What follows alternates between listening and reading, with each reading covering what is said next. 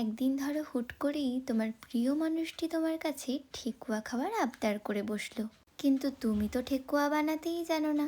এমন সময় তুমিও চাইলে এভাবে ঠেকুয়া বানিয়ে তোমার প্রিয় মানুষটিকে খুশি করে দিতে পারো।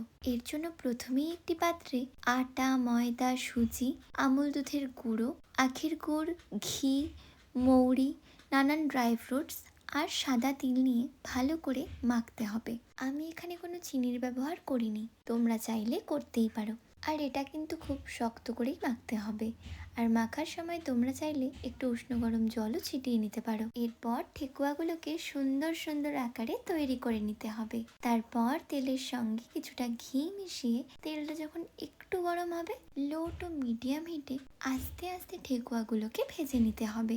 ভাজার সময় কিন্তু একদমই তাড়াহুড়ো করা যাবে না। তোমাদের সঙ্গে রেসিপি শেয়ার করতে করতে আমি কিন্তু আমার প্রিয় মানুষের জন্য ঠেকুয়া বানিয়ে ফেলেছি। তোমরাও আর দেরি করো না, চটপট বানিয়ে ফেলো আর আমাকে জানিও তোমাদের কেমন লাগলো। আজকের জন্য এটুকুই, টাটা।